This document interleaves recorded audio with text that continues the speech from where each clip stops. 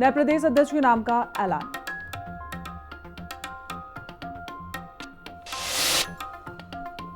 देहरादून में अंतरिक्ष सम्मेलन का आयोजन। सम्मेलन में सीएम धामी, इसरो अध्यक्ष डॉक्टर वी नारायण ने की शिरकत। सीएम बोले, उत्तराखंड में अंतरिक्ष प्रौद्योगिकी को बढ़ावा देने में अहम होगा इस सम्मेलन।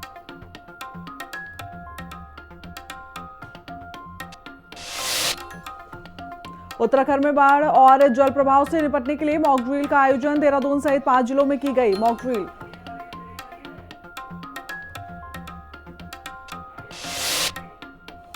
कॉर्बेट टाइगर रिजर्व के बिजरानी और सीतावनी जोन पर्यटकों के लिए बंद किए गए। उत्तराखंड में मानसून के चलते लिया गया फैसला।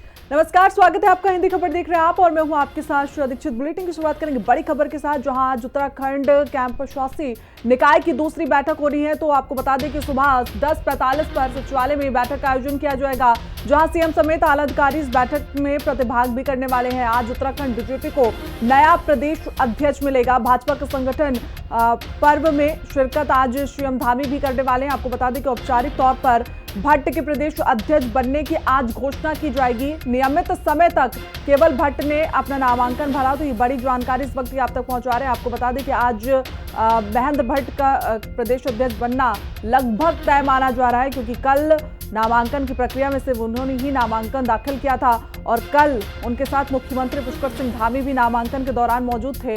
और आज ये बैठक होगी और आज आधिकारिक तौर पर घोषणा की जाएगी कि उत्तराखंड का नया प्रदेश अध्यक्ष कौन होने वाला है। तो ये बड़ी अपडेट, जहां भट्ट के प्रदेश अध्यक्ष बनने की आज घोषणा होने वाली है। नियमित समय तक केवल भट्ट ने ये नामांकन भरा था, इसलिए ये साफ हो जाता है कि महेंद्र भट्ट ही अब उत्तराखंड के नए प्रदेश अध्यक्ष होंगे। तो 10:45 पर सचिवालय में ये बैठक का आयोजन किया जाएगा। इसमें सीएम समेत कई बड़े आला अधिकारी भी मौजूद रहने वाले। तो उत्तराखंड बीजेपी को नया प्रदेश अध्यक्ष मिल चुका है। ज्यादा जानकारी के साथ हमारी सहयोगी देहरादून से शुभांगी भट्ट हमारे साथ जुड़ी हुई हैं। शुभांगी, लगभग क्या पूरी तरीके से हम कह सकते हैं कि तय हो गया है, बस आधिकारिक तौर पर घोषणा होनी बाकी है और वो भी लगभग 11 बजे तक हो जाएगी कि अब महेंद्र भट्ट ही उत्तराखंड के नए प्रदेश अध्यक्ष बनने वाले हैं?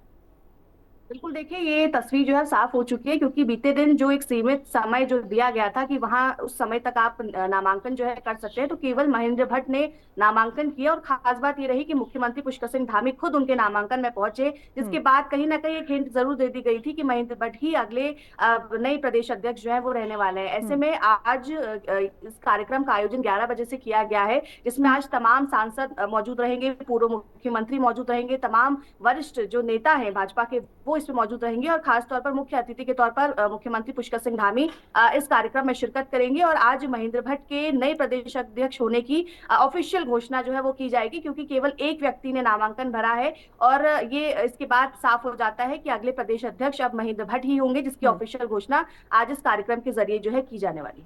शुभांगी, देखिए एक दिलचस्प वाली बात ये रही इसमें कि कांग्रेस ये लगातार कह रही है कि महेंद्र भट्ट अगर प्रदेश अध्यक्ष बनते हैं तो उनका फायदा ही है, क्योंकि उनके शासनकाल में जिस तरीके से काम हो रहे हैं वो पूरी तरीके से जनता नकार रही उन कामों को। उन्हें प्रदेश अध्यक्ष बनाया जाता है तो फायदा कहीं ना कहीं उत्तराखंड में कांग्रेस को मिलेगा।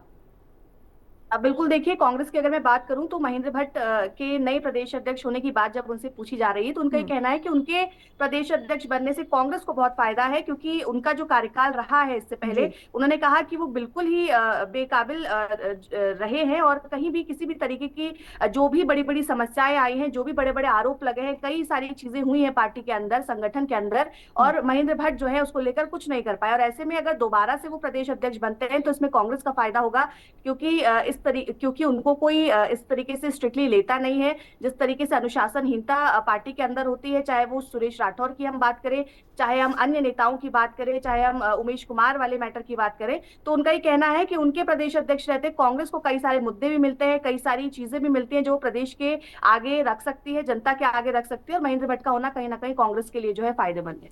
शुभांगी, बिल्कुल देखिए जिस तरीके से कांग्रेस कह रही है कि कांग्रेस के लिए फायदेमंद है, क्या वास्तव में ऐसा कुछ है? देखिए, क्योंकि हर किसी की अपनी पोजीशन है, क्योंकि उनको प्रदेश अध्यक्ष का दायित्व जो है वो इससे पहले भी निभा चुके हैं और एक बार फिर से उन्हें ये दायित्व जो है वो दिया जा रहा है, क्योंकि जी। प्रदेश अध्यक्ष की कमान संभालना अपने आप में एक बड़ी हम्म। चुनौती होती है, क्योंकि पार्टी को, संगठन को आपको संभालना है। इससे पहले भी हमने देखा कि भाजपा के अंदर कई सारे ऐसे मामले आए, चाहे हमने सुरेश राठौर की बात करी, उस पर जी। पार्टी ने संज्ञान लिया, चाहे इससे पहले उमेश कुमार वाला जो मामला था, चैंपियन वाला जो मामला था, उस पर पार्टी ने संज्ञान लिया। लेकिन देखिए, चुनौती जरूर होती है प्रदेश अध्यक्ष के हाथ में, क्योंकि सबकी नजरें प्रदेश अध्यक्ष पर टिकी होती है कि आखिर प्रदेश अध्यक्ष उस सिचुएशन को किस तरीके से संभाल रहा है। हालांकि कांग्रेस का वो अपना विचार है कि किस तरीके से वो महेंद्र भट्ट के कार्यकाल को देखते हैं। वो हर बार उनको नकारते हुए नजर आते हैं और ये कहते हुए नजर आते हैं कि कांग्रेस के लिए ये काफी फायदेमंद होने वाला है, क्योंकि अगर कोई इस तरीके का व्यक्ति आ जाता है जो बिल्कुल। सोच समझ कर शुभांगी हमारे साथ बने रहिए, एक और बड़ी अपडेट लोगों तक पहुंचा दे। उत्तराखंड से बीजेपी में फिर महेंद्र भट्ट का दबदबा रहेगा, तो भट्ट का दोबारा से अध्यक्ष बनना लगभग तय हो चुका है। आज अध्यक्ष बनने के नाम का औपचारिक ऐलान भी संभव है। वहीं महेंद्र भट्ट के नाम का औपचारिक ऐलान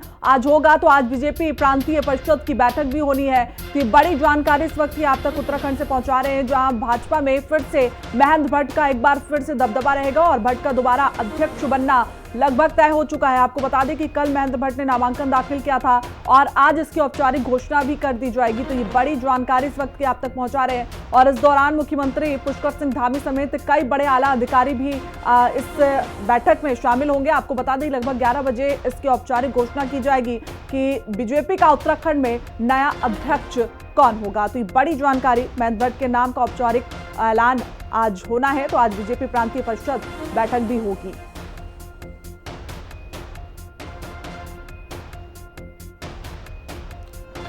तो एक बार फिर से महेंद्र भट्ट उत्तराखंड के प्रदेश अध्यक्ष नियुक्त किए जाएंगे और आज इसकी औपचारिक घोषणा भी की जाएगी। हमारे साथ शुभांगी हमारी सहयोगी बनी हुई है लगातार। शुभांगी, कितना चैलेंजिंग रहने वाला है महेंद्र भट्ट के लिए, क्योंकि एक बार उनका कार्यकाल रहा, अब दोबारा फिर से उन्हें प्रदेश अध्यक्ष बनाया जा रहा है, तो जिम्मेदारी कहीं ना कहीं बढ़ जाती है, क्योंकि जो विपक्ष है उनके भी सवालों के घेरे में वो आएंगे और इस स्थिति में जिम्मेदारी महेंद्र भट्ट की बढ़ती हुई नजर आ रही है सभी के प्रति। बिल्कुल, देखिए, क्योंकि एक कार्यकाल वो निभा चुके हैं और एक बार फिर से उनको पार्टी ने ये मौका दिया है कि वो प्रदेश अध्यक्ष के तौर पर प्रदेश में काम करे, पार्टी और संगठन के लिए काम करे। तो कहीं ना कहीं अपने आप में चुनौतीपूर्ण जरूर होता है, क्योंकि कई सारी पिछली बातें होंगी, पिछले कार्यकाल की बातें होंगी जो कांग्रेस आज भी उठा रही है, लगातार सवाल भी उठा रही है और एक बार फिर उन्हें मौका दे दिया गया है। हालांकि अगर प्रदेश अध्यक्ष की बात करें तो कई सारे लोग इस रेस में शामिल थे और कई लोगों के नाम का कयास लगाया जा रहा था कि शायद उन्हें महेंद्र भट्ट की जगह जो है वो दी जा सकती है। लेकिन एक बार फिर से महेंद्र भट्ट को ही ये दायित्व जो है वो दिया जा रहा है। जब मुख्यमंत्री खुद उनके नामांकन के लिए पहुंच रहे हैं, तो इससे तस्वीर साफ हो जाती है कि संगठन, मुख्यमंत्री और प्रदेश के जो नेतृत्व है वो चाहता है कि महेंद्र भट्ट को ही दोबारा से कमान सौंपी जाए। ऐसे में अपने आप में चुनौतीपूर्ण जरूर रहेगा। आने वाले समय में कई सारे मुद्दे होंगे, चुनाव होने हैं, पंचायत चुनाव होना है, उसमें भी एक बड़ी अहम भूमिका जो है प्रदेश अध्यक्ष निभाते हुए नजर आएंगे, क्योंकि पंचायत चुनाव अब बहुत जल्द होने जा रहे हैं, तारीखों का भी ऐलान हो चुका है। ऐसे में प्रदेश अध्यक्ष के हाथ में कई सारी जिम्मेदारियां हैं, चाहे वो चुनाव में किस तरीके से जिम्मेदारी निभाना है, चाहे वो संगठन को किस तरीके से मजबूत करना है, किस तरीके से अपने पार्टी के लोगों को एक करके रखना है, ये एक सबसे बड़ी जिम्मेदारी होती है। हालांकि अब देखना होगा कि महेंद्र भट्ट इस जिम्मेदारी पर किस तरीके से खड़े हो पाते। बिल्कुल शुभांगी, तमाम जानकारी के साथ जुड़ने के लिए आपका बहुत बहुत शुक्रिया। आगे बढ़ते उत्तराखंड में महेंद्र भट्ट का दोबारा बीजेपी प्रदेश अध्यक्ष चुना जाना लगभग तय हो चुका है। तो सोमवार को पार्टी के प्रदेश कार्यालय में नामांकन की प्रक्रिया हुई, जहां महेंद्र भट्ट ने सीएम पुष्कर सिंह धामी की मौजूदगी में अपना पर्चा दाखिल किया। महेंद्र भट्ट के अलावा किसी और प्रत्याशी ने नामांकन पत्र दाखिल नहीं किया, जिससे साफ हो गया है कि महेंद्र भट्ट ही दोबारा प्रदेश बीजेपी की कमान संभालेंगे। वहीं भट्ट के दोबारा बीजेपी प्रदेश अध्यक्ष बनना तय होने पर कांग्रेस ने बीजेपी पर चुटकी ली। सीएम की मौजूदगी में महेंद्र भट्ट का नामांकन, बीजेपी प्रदेश अध्यक्ष पद पर दोबारा तय चयन। बीजेपी पर कांग्रेस प्रदेश उपाध्यक्ष ने ली चुटकी, यही करना था तो क्यों चुनाव की नौटंकी। उत्तराखंड में बीजेपी प्रदेश अध्यक्ष के चुनाव के लिए मौजूदा अध्यक्ष महेंद्र भट्ट ने नामांकन पत्र दाखिल किया। महेंद्र भट्ट ने संगठनात्मक चुनाव प्रभारी खजान दास को अपना नामांकन पत्र सौंपा। इस दौरान मुख्यमंत्री पुष्कर सिंह धामी के साथ ही बीजेपी के तमाम सांसद, विधायक और पदाधिकारी मौजूद रहे। नामांकन के निर्धारित समय तक महेंद्र भट्ट के अलावा किसी और प्रत्याशी ने नामांकन नहीं किया, जिससे महेंद्र भट्ट का दोबारा प्रदेश अध्यक्ष बनना तय हो गया है। अब 1 जुलाई को महेंद्र भट्ट के नाम का ऐलान केवल औपचारिकता ही रह गई है। नामांकन के बाद सीएम पुष्कर सिंह धामी ने महेंद्र भट्ट के अध्यक्ष रहते पार्टी को मिली उपलब्धियां गिनाई। सीएम धामी ने कहा कि महेंद्र भट्ट के नेतृत्व में प्रदेश में पार्टी ने सभी चुनाव जीते और संगठन का विस्तार हुआ, इसीलिए पार्टी के सभी वरिष्ठ नेता उनके नामांकन में शामिल हुए हैं। देखिए, उनके अध्यक्ष बनने के बाद हमने सभी चुनावों में हमको विजयश्री मिली है, संगठन का हमारा विस्तार हुआ है और एक सामान्य कार्यकर्ता से लेकर उनका एक लंबा राजनीतिक सफ़र है और उसमें सभी को साथ में लेकर संगठन की गति देने में संगठन शिल्पी के रूप में उनका बहुत बड़ा योगदान है और इसी नाते आज उनके नामांकन पत्र को हम सब लोगों ने, मैंने और हमारे सभी सांसदगणों ने, अजय टंका जी भी, माननीय मंत्री जी भी यहाँ पर हैं, अन्य हमारे सांसदगण भी हैं, पार्टी के हमारे पूर्व मुख्यमंत्रीगण हैं, सभी ने आज यहाँ पर नामांकन पत्र दाखिल किया। महेंद्र भट्ट का नामांकन और उनका फिर से बीजेपी प्रदेश अध्यक्ष बनना तय होने पर कांग्रेस ने बीजेपी पर निशाना साधा है। कांग्रेस का कहना है कि यही करना था तो इतने दिनों तक बीजेपी ने प्रदेश अध्यक्ष के चुनाव की नौटंकी क्यों की। देखिए, एक पूरा नाटक रचा गया और उस नाटक के पात्र स्वयं महेंद्र भट्ट जी भी थे। भारतीय जनता पार्टी के तमाम नेता, बड़े नेता जो बार बार कह रहे थे कि साहब नया अध्यक्ष मिलेगा, नया अध्यक्ष मिलेगा, इतनी तारीख को मिलेगा, उतनी तारीख को मिलेगा, नौटंकी करने की क्या आवश्यकता थी। भाई सीधा सीधा बोलते कि महेंद्र भट्ट जी को दोबारा से अवसर दे रहे हैं और उनका नामांकन करवा देते। इतना सस्पेंस बना के, इतना नाटक करके उसके बाद उनका ही नामांकन करवा दिया। गढ़वाल कुमाऊं के क्षेत्रीय संतुलन, जातीय समीकरण और संगठनात्मक क्षमता को देखते हुए पहले ही फिर से प्रदेश अध्यक्ष पद पर महेंद्र भट्ट की दावेदारी मजबूत नजर आ रही थी। सीएम पुष्कर सिंह धामी के साथ महेंद्र भट्ट का जबरदस्त तालमेल और हाल ही में हुए निकाय चुनाव में बीजेपी की शानदार जीत से भी पलड़ा उनके पक्ष में नजर आ रहा था। सीएम धामी के साथ तमाम सांसदों, विधायकों की मौजूदगी में केवल महेंद्र भट्ट के नामांकन से ये तय हो गया कि एक बार फिर महेंद्र भट्ट निर्विरोध उत्तराखंड बीजेपी की कमान संभालने जा रहे हैं। अब इंतजार 1 जुलाई का है जब बीजेपी प्रदेश अध्यक्ष के रूप में महेंद्र भट्ट के नाम के ऐलान की औपचारिकता पूरी की जाएगी। देहरादून से संवाददाता दीपिका भंडारी और शुभांगी भट्ट के साथ ब्यूरो रिपोर्ट, हिंदी खबर। चलिए आगे बढ़ते हैं, एक बड़ी अपडेट आप तक पहुंचा दें, जहां देहरादून के स्कूल आज बंद किए जाएंगे। भारी बारिश के चलते स्कूल बंद करने का एक बड़ा फैसला लिया गया। मौसम विभाग ने अलर्ट जारी किया। आपको बता दें कि अलर्ट के बाद प्रशासन ने यह आदेश जारी किया। तो ये बड़ी जानकारी इस वक्त आप तक पहुंचा रहे हैं, जहां लगातार देहरादून में रेड अलर्ट है और उसके चलते स्कूल कॉलेजों को बंद करने का ऐलान किया। तो आपको बता दें कि भारी बारिश की वजह से नदी नाले उफान पर नजर आ रहे हैं, साथ ही कई भूस्खलन की तस्वीरें भी सामने आ रही हैं, जिसके बाद प्रशासन अलर्ट मोड पर नजर आ रहा है और देहरादून के स्कूलों को बंद करने के आदेश भी दिए हैं। तो ये बड़ी जानकारी इस वक्त आप तक उत्तराखंड से पहुंचा रहे हैं। लगातार मौसम विभाग ने रेड अलर्ट जारी किया है और इसी के चलते उत्तराखंड में आज स्कूल बंद करने का ऐलान भी है। तो बारिश और भूस्खलन से लोगों का जनजीवन लगातार प्रभावित होता हुआ नजर आ रहा है और इसी के चलते ये बड़ा फैसला लिया गया, जहां स्कूलों को बंद करने का आदेश दिया और साथ ही अलर्ट, प्रशासन अलर्ट मोड पर भी नजर आ रहा है। तो आने वाले दिनों में भी भारी बारिश का अनुमान मौसम विभाग की तरफ से जारी किया गया, जिसके चलते स्कूलों को बंद कर दिया गया है। भारी बारिश की वजह से लगातार उत्तराखंड में जनजीवन बुरी तरीके से प्रभावित हो रहा है और इसी बीच ये बड़ी जानकारी, जहां उत्तराखंड के स्कूलों को फिलहाल बंद किया गया है, बंद रहने के आदेश दिए और लगातार प्रशासन अलर्ट भी नजर आ रहा है।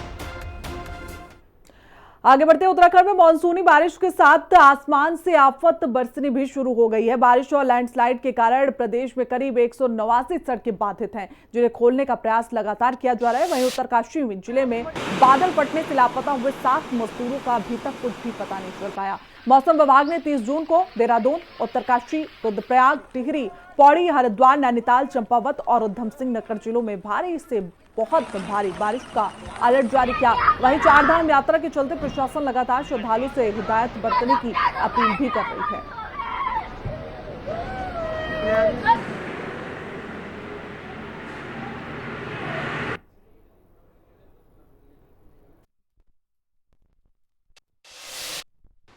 में बारिश का कहर जारी है। प्रदेश के अंदर एक बार फिर मौसम विभाग ने 24 घंटे के लिए रेड अलर्ट जारी कर दिया है, जिसमें देहरादून, हरिद्वार, रुद्रप्रयाग, टिहरी गढ़वाल, पौड़ी गढ़वाल समेत कई जिले शामिल हैं। ऐसे में हर तरफ हम देख रहे हैं कि तबाही मची हुई है। खासकर जो चारधाम रूट से वहां पर 180 के करीब सड़कें जो है बीते दिन बंद थी, जिसके बाद भूस्खलन भी लगातार अलग अलग जगहों पर देखा जा रहा था। और इसको देखते हुए प्रशासन ने, सरकार ने जो चारधाम यात्रा है उस पर कुछ वक्त के लिए रोक लगाई थी। हालांकि फिर से ये यात्रा जो है शुरू कर ली गई है, लेकिन हालात मैं आपको इस वक्त जहां पर मैं मौजूद हूं वहां से दिखाऊंगी, क्योंकि इस वक्त मैं रिस्पना नदी के पास मौजूद हूं। ये नदी मैं इसीलिए दिखा रही हूं क्योंकि ये नदी जो है लगभग सूख चुकी थी, और जिस तरीके से 2 से 3 दिन से लगातार बारिश हो रही है, नॉन स्टॉप बारिश हो रही है, उससे आप देखेंगे कि ये नदी जो है एक बार फिर से दिखने लगी है, उफान पर आ रही है। और ये एक संकेत है कि किस तरीके से बारिश का कहर जो है प्रदेश के अंदर जारी है। ऐसे में मुख्यमंत्री ने बीते दिन जो आपदा कंट्रोल रूम है वहां पर जाकर तमाम अधिकारियों को निर्देशित किया कि अब 2 महीने तक कम से कम आप लोग 24 घंटे तक जो है अलर्ट मोड पर रहेंगे। एसडीआरएफ, एनडीआरएफ की टीम्स हो या हमारा जो आपदा प्रबंधन विभाग है उनकी टीम्स हो, सभी अलर्ट मोड पर रहेंगे। और ऐसे में लगातार जो श्रद्धालु यहाँ पर आ रहे हैं उनसे भी अपील की जा रही है कि आप थोड़ी सावधानी बरतें। यहाँ पर आने से पहले मौसम का अपडेट जरूर लें, क्योंकि रास्ते इस वक्त जो है कई सारे रास्ते बाधित हो चुके हैं, कई जगहों पर भूस्खलन हो रहा है, कई जगहों पर नदी का जलस्तर बढ़ा हुआ है। ऐसे में खतरे के निशान से ऊपर भी नदी जो है वो जाती हुई नजर आ रही है। ऐसे में जरूरी है कि पहले जो श्रद्धालु यहाँ पर आ रहे हैं या जो लोग नदियों के आसपास रह रहे हैं वो एहतियात बरते, मौसम का अपडेट जरूर ले और उसके बाद ही कहीं यात्रा के लिए निकले। देहरादून से कैमरा पर्सन विजेंद्र रतूड़ी के साथ मैं शुभांगी भट्ट, हिंदी खबर। तो देखिए, बंद सड़कों को खोलने का लगातार प्रयास किया जा रहा है और उत्तराखंड में लगातार भारी बारिश की वजह से रेड अलर्ट भी जारी किया है। इसी के साथ प्रशासन ने जो चारधाम यात्रा करने के लिए वहां पहुंच रहे हैं उनको भी हिदायत दी है कि सही तरीके से यात्रा करें और जहां पर भी व्यवस्था सही ना लगे वहां पर प्रशासन से तुरंत संपर्क भी करें। उत्तराखंड में बारिश भूस्खलन से आपको बता दें कि 189 सड़कें बाधित हो गई हैं और उन्हें खोलने का लगातार प्रयास भी किया जा रहा है। तो देखिए, बारिश और भूस्खलन से उत्तराखंड में त्राहिमाम मचा हुआ है। टिहरी में लगातार बारिश और भूस्खलन के कारण कई ग्रामीण सड़कों का संपर्क टूट गया है। वहीं नरेंद्र नगर रानी पोखरी मार्ग भारी बोल्डरों से बंद कर दिया गया। प्रशासन ने रेड अलर्ट भी जारी किया, वहीं कंट्रोल रूम को अलर्ट किया गया। सभी अधिकारियों को फोन चालू रखने के निर्देश दिए गए। साथ ही आपको बता दें कि जेसीबी मशीनों के जरिए सड़कों को खोलने का काम भी जारी है। वहीं प्रभावित क्षेत्रों में राहत और बचाव कार्य तेजी से किया गया है।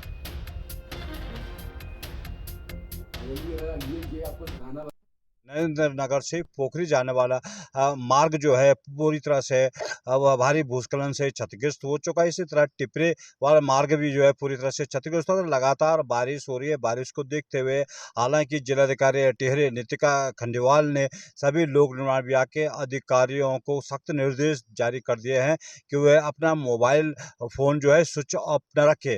उन्होंने निर्देश जारी लगातार कर रहे हैं। रेड अलर्ट को देखते हुए प्रशासन ने भी पूरी तरह से तैयारियां की हुई है। लगातार जिलाधिकारी टिहरी नितिका खंडेवाल जो है अधिकारियों के संपर्क में है। आपदा कंट्रोल रूम को जो है सक्रिय कर दिया गया है। अगर कहीं भी कोई आपदा आती है, घटनाएं होती है, भूस्खलन होता है, तो तत्काल जो है वहाँ पर जो है लोक निर्माण विभाग की टीम रहेगी और उस रोड को खोलने का प्रयास किया जा रहा है।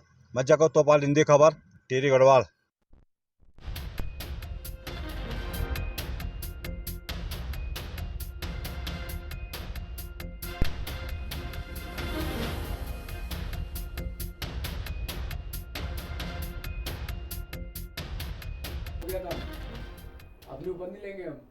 लगातार बारिश से गंगा और सोलानी नदियों का जलस्तर तेजी से बढ़ रहा है। दोनों नदियों में बाढ़ जैसी स्थिति बनी हुई है, जिससे लक्सर और खानपुर क्षेत्र में कृषि भूमि का कटाव हो रहा है, तो खेतों में पानी भर गया है। वहीं फसलों को भारी नुकसान होने की आशंका भी जताई जा रही है। ग्रामीणों का कहना है कि करोड़ों की फसलें बर्बाद हो सकती है। प्रशासन ने अलर्ट जारी कर राहत टीमें तैनात कर दी है।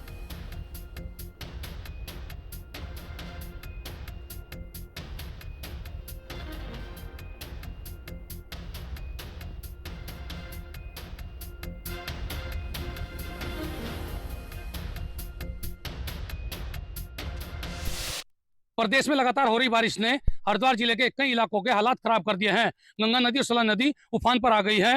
गंगा नदी के आसपास तकरीबन 40 गांव खतरे की जद में हैं। हालांकि प्रशासन द्वारा सब ग्रामीणों को अलर्ट पर रखा गया है और बाढ़ चौकियों पर पुख्ता इंतजाम भी किए जाने के दावे किए जा रहे हैं। लेकिन वहीं दूसरी तरफ सोलानी नदी के कई जगह तटबंध टूटा पड़ा है और आप देख सकते हैं हम मौजूद हैं कुआखेड़ा गांव के पास। ये तटबंध के जो कुछ हिस्सा है वो नदी के पानी ने यानी जो फ्लड आया है उसने उसे काट दिया है। आप देख सकते हैं कैमरे अंदर से किस तरह से ये पूरा का पूरा इलाका खतरे की जद में है और लगातार ये हालात यदि बने रहे यानी बारिश इस तरह होती रही तो कहीं ना कहीं ये पूरा इलाका बाढ़ग्रस्त हो सकता है। पिछले 2-3 साल पहले भी इसी तरह की बाढ़ आई थी जिससे ग्रामीणों की करोड़ों रुपए की गन्ने की फसल और चेरी की फसल तबाह हो गई थी। इस बार फिर स्थिति ऐसी बन रही है क्योंकि मौसम विभाग द्वारा जो अलर्ट जारी किया गया है वो डरावना है।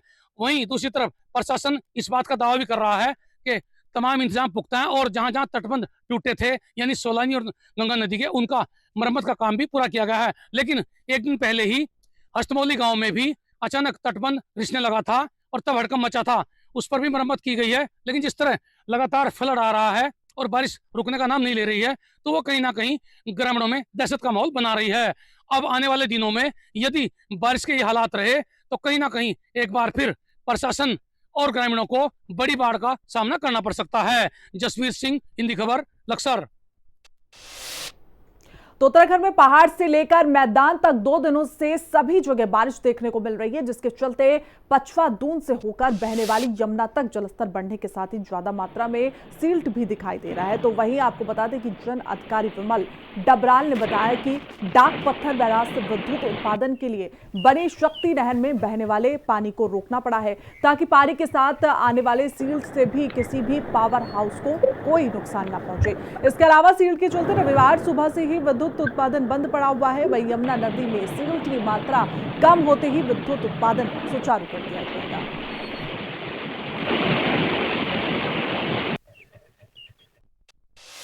परियोजना के कैचमेंट एरिया में भारी बारिश के कारण नदियों का जलस्तर काफ़ी बढ़ चुका है और साथ ही साथ इसमें सिल्ट है और ट्रैश है, ये काफ़ी मात्रा में आ रहा है और हाई पीपीएम के कारण अगर हम प्रोजेक्ट को चलाते हैं, मशीनों को चलाते हैं तो मशीनों को नुकसान पहुंच सकता है और परियोजना के अन्य जो घटक हैं उनमें भी नुकसान पहुंच सकता है।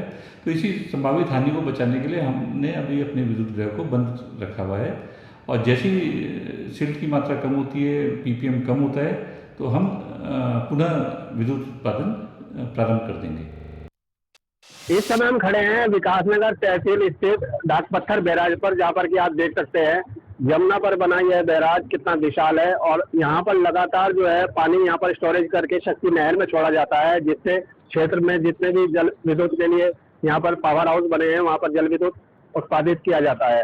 अब आप देख सकते हैं कि पिछले 2 दिनों से जो यहाँ पर लगातार यमुना का जलस्तर बढ़ा है, ऐसे में ये पानी जो है यमुना नदी में ही छोड़ना पड़ रहा है और शक्ति नहर का पानी यहाँ पर कम किया गया है, जिससे जल विद्युत से जो उत्पादन है उसमें यहाँ कमी देखी जा रही है। साथ अगर हम बात करें यमुना में छोड़े जाने वाले जल की, कल सुबह से ये पानी लगातार यहाँ पे छोड़ा जा रहा है और जितना भी पानी पहाड़ी क्षेत्रों से डाक पत्थर बैराज पर पहुंच रहा है और वो लगातार जो है यहाँ से नीचे मैदानी क्षेत्रों की ओर बढ़ता हुआ देखा जा सकता है। कैमरामैन राजू के साथ परविंदर कोहली, हिंदी खबर, डाक पत्थर बैराज।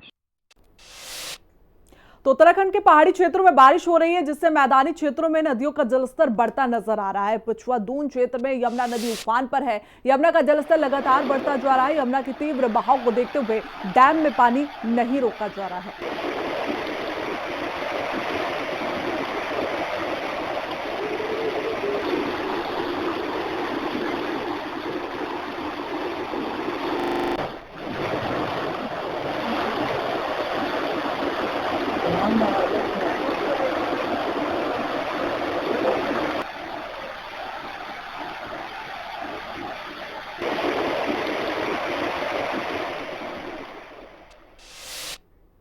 तो वहीं मसूरी में लगातार हो रही भारी बारिश के कारण भूस्खलन की घटनाएं अब सामने आने लगी हैं, जिससे सराय और पंप हाउस क्षेत्रों में 4 मकान खतरे की जद में आ गए हैं। नगर पालिका अध्यक्ष मीरा सकलानी ने मौके पर पहुंचकर स्थिति का निरीक्षण किया और 2 मकानों को तुरंत खाली कराया गया, जबकि 2 अन्य मकानों पर अभी भी खतरा बना हुआ है। वहीं प्रभावित परिवारों को सुरक्षित स्थानों पर स्थानांतरित भी किया गया।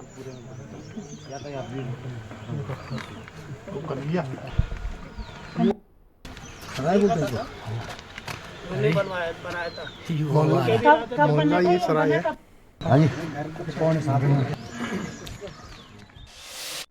हमारे सराय एरिया में यहाँ पे भूस्खलन की हमें शिकायत मिली थी, जिसमें कि माननीय अध्यक्ष महोदया द्वारा एवं समस्त नगर पालिका के निर्माण अनुभाग मेरे द्वारा निरीक्षण किया गया, जिसमें कि पाया गया कि पुश्ता जो है वो गिर गया, जिसमें कि 2 घर जो है वो खतरे की जद में आ गए हैं।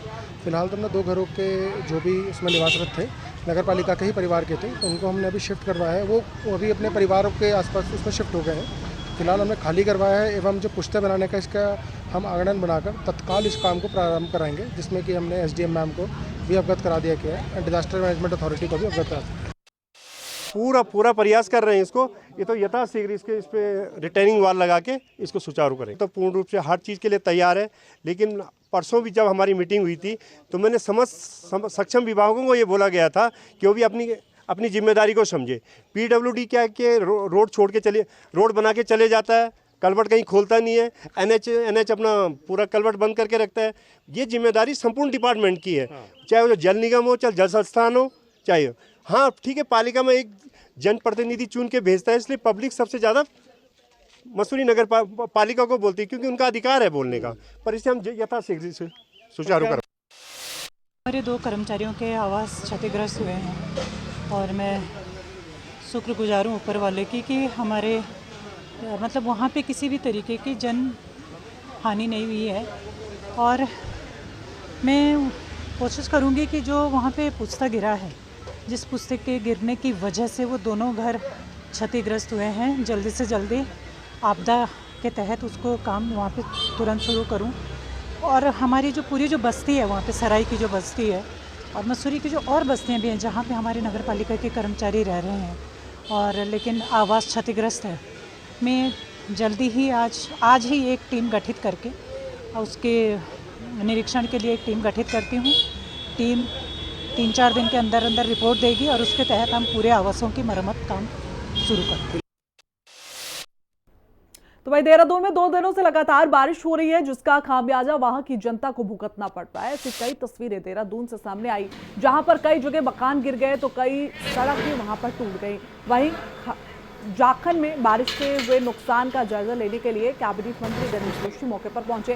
उन्होंने अधिकारियों को तुरंत सड़क बनाने और जरूरी दिशा निर्देश भी दिए।